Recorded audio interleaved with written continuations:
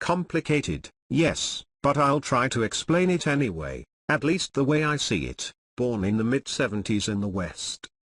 So, what's being German, after all?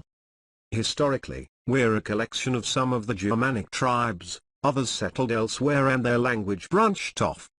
Language, as it happens, used to be the primary factor that made you German until not too long ago, even though the various dialects aren't mutually intelligible unless they're geographically close.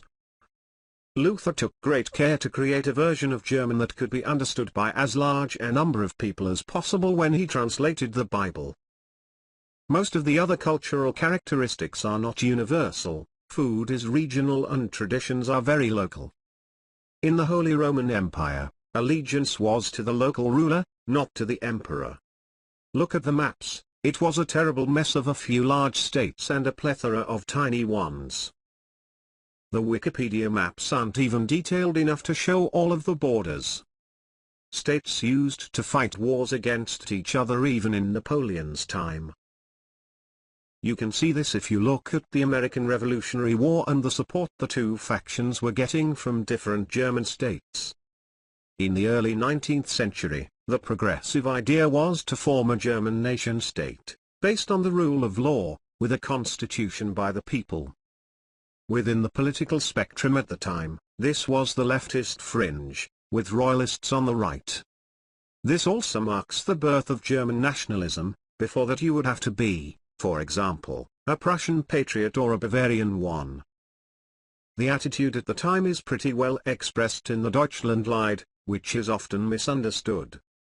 Deutschland, Deutschland, whereas, above all, for example, refers to the idea of forming a German nation-state, as opposed to the status quo at the time. In 1871, the nation-state finally was founded, even though the various states it consisted of remained, as they do to this day in one form or another. Put differently, until 140 years ago, there simply was no Germany anybody could have been patriotic for. Anyway, 2 world wars and a Holocaust later, only 74 years. Nationalism became somewhat unfashionable.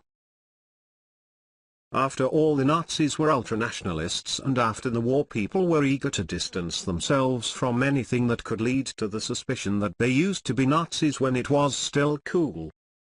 But the real break came with the post-war generation. The liberal student movement of the late 60s was different in Germany from how it happened in other countries, in that the post-war generation confronted their parents about their personal past, and finally began to process the history of the Third Reich. As a part of this process, a lot of the blame was laid on nationalism, and the concept itself was questioned. Mainstream opinion was, and to a large extent still is, that nationalism is a very primitive emotion rooted in prehistoric tribalism which you only express if you have no achievements of your own, is not based on reason, and almost always yields negative results. Why would you fly a flag, after all? Odds are, somebody walking past your house already knows which country they are in. So, that's the climate I grew up in. I had no role models. And there was nobody in my personal environment that ever expressed even a hint of patriotism. The very few people that I've met who did were pretty dumb and indeed had nothing else they could possibly be proud of. If the mainstream rejects patriotism, it turns into a brand that is owned by the far right, which in turn fuels the rejection by the mainstream. Since then, this has softened a little bit, even though in principle it's still there. The World Cup 2006 marked a turning point. See, over the years, the German flag has practically turned into a symbol for our national football team. And with the World Cup taking place at home, it suddenly became socially acceptable to fly it during major sporting, read, football, events. I've heard parents complain that they had to attach flags to their car due to pressure by their kids who were too young to understand the complexities of the issue. Somehow this has rubbed off, and the attitude is a little bit more relaxed. There's no shame, but no real pride, either.